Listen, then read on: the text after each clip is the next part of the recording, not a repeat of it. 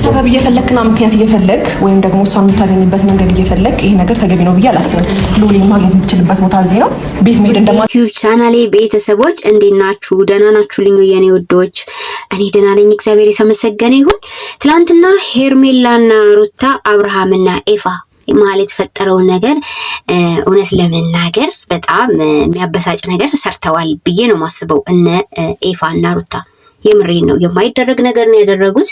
ከዛም ባለፈ ደግሞ ሄርሜላ እንግዲህ አብርሃምን ምንም ትተማመንበት ነገር እንደሌላት የሚያሳየው እየተከታተለችው የሄደበትን የወጣበትን የገባበትን ማየት ጀምራለች ማለት ነው። ይሄ ማለት ደግሞ ልጅቷ ነፍሷ ለሁለት ተከፍሏል። ምስኪን በጣም ታሳዝናለች። ከሩታ በላይ ሄርሜላ አሳዛኝ ላይፍ ውስጥ ገብታለች። ቤተሰብ ተረጋግቼ ህይወትን እመራለሁ፣ ከዚህ ሰው ጋራ አፍቅረዋለሁ፣ ወድጄዋለሁ፣ የከፈልኩትን መስዋዕትነት ከፍዬ አብሬ እሆናለሁ ብላ ነበር የገባችበት እዚህ ህይወት ላይ ባልና ሚስት አለያይታ አይደል ቤተሰብ እንደምናውቀውና አሁን ላይ ግን የረጋ ነገር እሷ ጋር የለም። በቃ ሰላም አታለች፣ ትጨናነቃለች።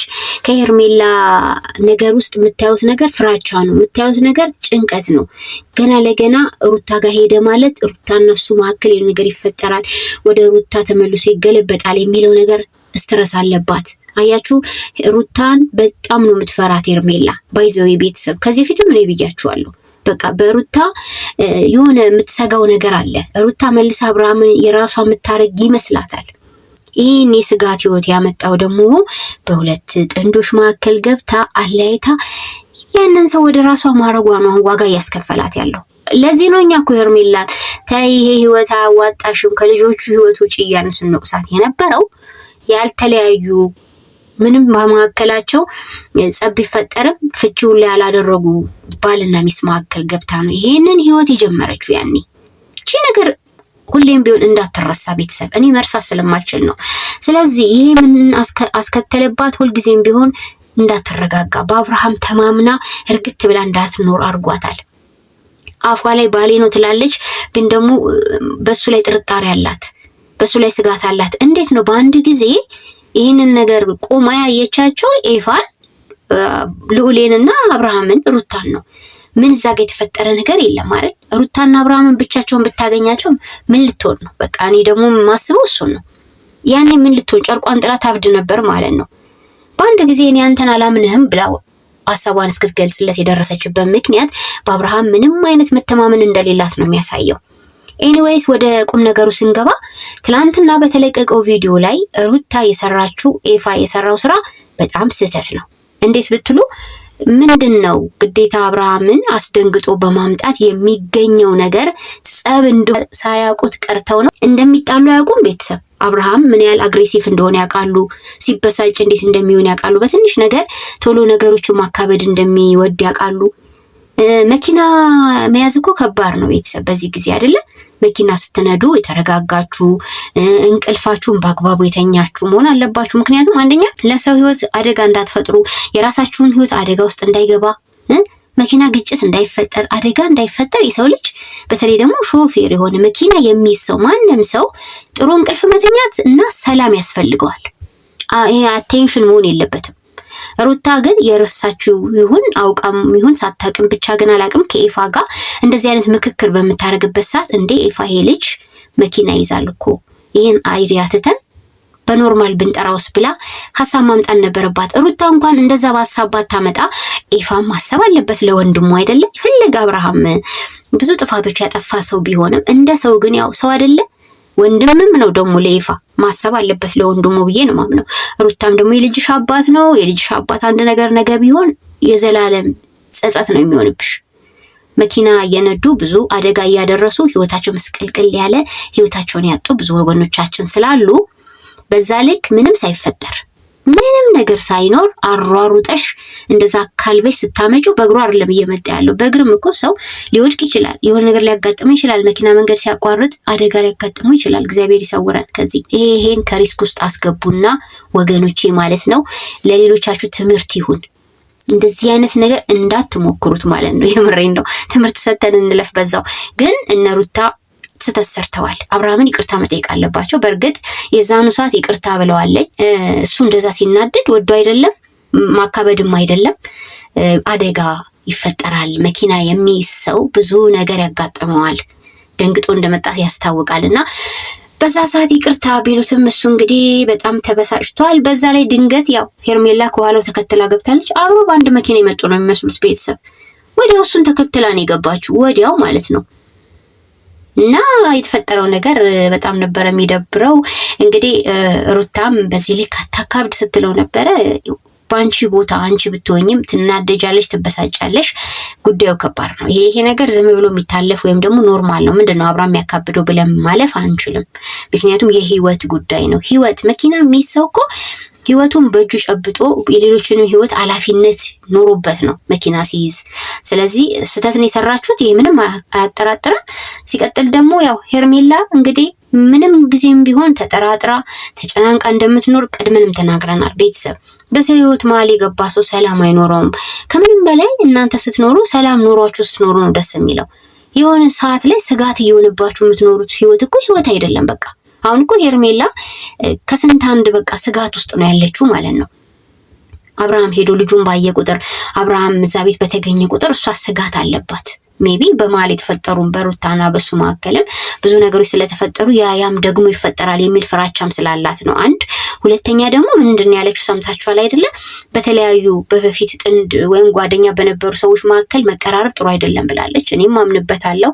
ግን አንዳንድ ጊዜ ደግሞ ኖርማል አይነት ላይፍ የሚኖሩ ጓደኛ ማቾች አሉ ማለት በፊት ላይ ላይፍ ኖሯቸው የሆነ ሰዓት ሲቀራረቡም ሲያወሩ ምንም ሲሉ የነበራቸውን ነገር ረስተው እንደ ወንድም እንደ እህት አይነት ላይፍ ያላቸው አሉ። ግን እኔ ለማንም አልመክርም። ምን ለመናገር በፊት የሆነ ህይወት የነበራችሁ ሰዎች ሲቀራረቡ ችግር ይመጣል። አዎ ይሄ የማይካዳቀን ማለት ነው። ሄርሜላ አዘንኩልሽ፣ ላንቺ የምሬን ነው። ጸንሻለሁ ብላለች በግልጽ በአደባባይ። ቤተሰብ እንደሰማችሁት እንግዲህ የሄርሜላ እርግዝና ውሸት ነው ብዬ አላስብም። ስለዚህ እነ ኢፋ ሩታንና አብርሃምን ለማቀራረብ የምትሄዱበትን መንገድ ፕሊዝ አቁሙ ማለት ነው። በቃ የልጅቷን ህይወት አታራዝሙት ወደ ሌላ መንገድ እየወሰዳችሁ። ሩታም የራሷን ላይፍ ትኖር። የምር አሁን ሩታ እንደዚህ ሆኖ አብርሃምን ትቀበይዋለሽ? የምር ግን ማለት ነው እልክ ካልሆነ በስተቀር ሩታ የምር አብርሃም እንደዚህ ሆኖብሽ ካንቺ ሌላ ሴት ጋር ሄዶ የሌላ ሴት ጋር ላይፍ አሳልፎ ምናምን እስቲል እስከ ማርገዝ የደረሰ ሴት አጠገብሽ እንደዛ ቆማ እያየሻት አብርሃም አሁን ሁሉን ነገር እርግፍ አድርጌ የዛችንም ሴት ህይወት አበላሽቼ ወደ አንቺ ልምጣ ቢል ትቀበይዋለሽ ሩታዬ? ይሄ የምር እኔ እንጃ አላቅም። እኔ ከባድ ነው ለኔ። ቤተሰብ በልክ ልትቀበለው ትችላለች። ከልብ ለሆነ ነገር ግን አብራ ተቀበለዋለች ብዬ አላስብም። እልክ ደግሞ ህይወት አርጎ አይኖርም፣ አብሯት አይቀጥልም፣ ሰላሟን አያራዝምላትም። ጤነኛ ንጹህ ነገር ሲሆን ግን ሰላም አላችሁ ቤተሰብ። ሰላማችሁን የሚያስቀምጣችሁ መልካም ቦታ ላይ ለመቀመጥ ሞክሩ። ማናችንም ብንሆን በቃ ሰላም የሌለው ቦታ ላይ ግን ሁሌ ስጋት ከሆነብን ሁሌ ጊዜ ይሄ ነገር ተፈጥሮ ይሄ ነገር ቢመጣብኝስ ብለን የምንኖረው ህይወት ይሄው እንደ ሄርሜላ መበርገብ። ሄርሜላ ምን አለ አብርሃም ከሩታ ከተለያየ በኋላ ተዋውቀው ቢሆን የምር አንፈርድባትም ነበረ። ግን አለያየታቸው ስለሆነ ሁሌም ይቆጨኛል የሷ ስራ። ትላንትና ዴቭ ሲናገር ነበረ ስለ ሄርሜላ ማለት ነው። በአብርሃምና በሩታ መካከል ያለው ነገር ጥሩ ነገር እንዲፈጠር ፈልጋለሁ ብሎት ነበረ ኢፋና ዴቭም ያው ሀሳቡን የተወሰነ ተጋርቶታል። ነገር ግን የዛች ሴትስ ህይወት ብሏል። እኔ ይቅርታ አርግልኝና ዴቭ የሄርሜላ ህይወት አያሳስበኝም። ለምን መሰላችሁ? እያየች ሰው ይሄ እሳት ነው፣ ይሄን እሳት ውስጥ ጣትሽን እንዳትነክሪ ከነከርሽ ትቃጠያለሽ እየተባለ እሷ ግዴለም ያቃጥለኝ ብላ እኮ እጇን የሰደደች ሴት ነች። ስለዚህ አውቃ ያረገችው ነው። ሄርሜላ እንትን ቢኖራት ማለት ነው የልብ ትህትና የልብ ንጹህነት ቢኖራት፣ ብዙዎቻችሁ ሄርሜላ ንጹህ ሴት ናት ትላላችሁ። ንጹህ ሴት እንደዚህ አይደለም ወገኖቼ። ንጹህ ሴት የባልና ሚስትን ህይወት አለያይቶ ያንን ሰውዬ ወደ ራስ መጠቅለል ይሄ ንጹህ ሴትነት አያስብልም። ያኔ ተይ ተብላ ነበር አይደለ? ተይ በሰው ህይወት አትግቢ ተብላ ነበረ። ፈቅዳ ወዳን የገባችሁ አያችሁ። አብርሃም ህይወት እያለው መግባቷ ዋጋ ያስከፈላት ነው። ህይወት እያለው ተፋተና ላላላትም ጸብ ነው የተፈጠረው መካከላቸው። ኖርማል ጸብ ነው ይሄ። ጸብ ደግሞ ነገ ተስተካክሎ አንድ ይሆኑ ነበረ። ቢያንስ እና አብርሃም እነ ሩታ የሆነ ሰዓት ላይ ነገሮች ይስተካከሉ ነበር። ብስጭት ይዟት እሷ አስከፍቼ ሄደችው በሄርሜላ የተነሳ ነው። ስለዚህ ሄርሜላ ዋጋ እየከፈልሽ ነው ገና ካሁኑ ማለት ነው። የምሬን ነው። እናም ቤተሰብ ወደ ዴቭ ሀሳብ ስመለስ ዴቭ የዛች ሴትስ ህይወት ብሏል፣ የሄርሜላን ማለት ነው። እዚህ ጋር የሩታም ህይወት ነው። ልጁን ያክል ነገር ይዛ ነው ቁጭ ያለችው። እዛ ጋም ደግሞ አረገዝኩ ያለች ሴት አለች እያለ ሲያወራ እኔ አንድ ለወንድሙ ተሸማቀቅኩለት። እውነት አብርሃም በዚህ ልክ ይህን ያክል የሴት ችግር በዚህም በዛም እንደዚህ አይነት ነገር ውስጥ ሁለት ሴቶች መከራው ስትከታቸው እንደ አንድ ወንድ ልጅ እህት እንዳለው እናት እንዳለው ለራስ ካይምሮ ውስጥ ያረከውን ነገር አስበው። ግድ የለም ወቅሰናል፣ እኛ ብዙ ብለናል፣ ግን ይሄ ነገር አንተ ስሊና ሰላም ይሰጣሉ። እኔ አብርሃም ብዙ ጊዜ ሲያወራ እንደዚህ ጭንቅላቱን ይዛ ላይታችሁት ከሆነ የሆነ ሰዓት ላይ የእውነቴን ነው ከባድ ስትረስ ውስጥ ገብቶ በሽተኛ እንዳይሆን ነው የምፈራለት። ግራ ተጋብቶ ነው ያለው። ሰላም የሆነ የተረጋጋ ነገር በውስጡ የለም። እዚህ ጋር የሩታን ህይወት አበላሽቷል። እዚህ ጋር ደግሞ ሄርሜላ ሌላ ጣጣ ውስጥ ከቷታል ሳታገባው። ተመልከቱ፣ እሱ ራሱ ስትረስ ውስጥ ነው ያለው። እዛ ጋር ደግሞ አሁን ሁለተኛዋ ሄርሜላ ደግሞ ማለት ነው ጭንቀት ውስጥ ነው ያለችው። ስለ ሩታ በተነሳ ቁጥር ትበረግጋለች። ሩታ ጋር ሄደ ሲባል ይኸው ተከትለው እየሮጠች ትመጣለች። ስታሳዝን። አታሳዝንም? አታሳዝንም እንዳትሉኝ። ለማንኛውም ግን ቤተሰብዬ ከምናያቸው ነገሮች እንማርበት ነው ልል የምወደው። ምክንያቱም የኔን ህይወት እዚህ ጋር ሳመቻምች ማለት ነው እዛ ጋር ደግሞ የሚበላሽ ህይወት አለ ብሎ ማሰብ ያስፈልጋል። ሄርሜላ ያኔ አይምሮ ቢኖራት ኖሮ እኔ እዚህ ጋር አብርሃምን ፍቅር የሚለውን ነገር ብቻ ሳይ እዛ ጋር እኮ የሩታ ህይወት ይመሳቀላል። እኔ እኮ ሴት ልጅ ነኝ ብትል ኖሮ እኔ እኮ ሴት ሆኜ ለምን ሴት ላይ ይሄን ነገር አደርጋለሁ የዛች ህይወትስ ምን ላይ ነው ያለው ብላ እንኳን ማጣራት ደረጃ ሳትደርስ ሆን ብላ ጎትጉታ ቶሎ ብላ ወደ ሌላ ነገር ውስጥ እንዲገባ ያደረገችው ሄርሜላ ናት። እኛ አሁን ለሄርሜላ ማዘን አንችልም። ከባድ ነው ለሄርሜላ ዘኝልኝ ብትሉ። ምክንያቱም ሩታ ቃል አውጥታ መታ ባሌን ተይልኝ ብላታለች። በቃ ከዚህ በላይ ምን አለ? መረጃ አላት፣ ማስረጃ አላት። መረጃ የሌለው ሰው እኮ ነው ችግር ውስጥ የሚገባው። መረጃ ያላት ባለትዳር እንደሆነ ትዳሩ እንዳልፈታ እያወቀች ነው የገባችበት። አሁን ግን ሰላም የላትም። በቃ ምንም ሰላም የላትም ሄርሜላ። ያው እንደዚህ ሆናለች። ገና ካሁኑ እንግዲህ የነፍሰ ጡር ነኝ ብላ እሷም የተንጨረጨረች ነው። ምንም ጥሩ ነገር አይደለም። ብቻ ግን የሴት ልጅ ህይወት እንዲመጫወቻ ሲሆን ግራና ቀኝ ያናድዳል። እውነቴን ነው። አንዳንዴ ስታስቡት ጥንቃቄ ይፈልጋል ህይወት። ለማንኛውም ቤተሰብ ማለት ነው እኔ ትክክል አልሰሩም ነው የምለው። እነ ኤፋ የሰሩት አብርሃምን የጠሩበት መንገድ ልክ አይደለም። አብርሃም አንዴ እንፈልግ ካለን ለቁም ነገር ጉዳይ ብለው ቢጠሩት ይመጣ ነበር። እሱ አይመጣም ሳይሆን ይመጣ ነበር። ስለዚህ መልሰው አሁን ምንድነው የሆነው? ከኤፋም ጋር ተጣላ፣ ከሩታም ጋር ተጣላ ማለት ነው። ጥሏቸው ነው ሄደው። ስለዚህ አንድ ቀን አላደረም የሩታና የአብርሃም ሰላም። ከወንድሙም ጋር ጭምር ተጋጨ።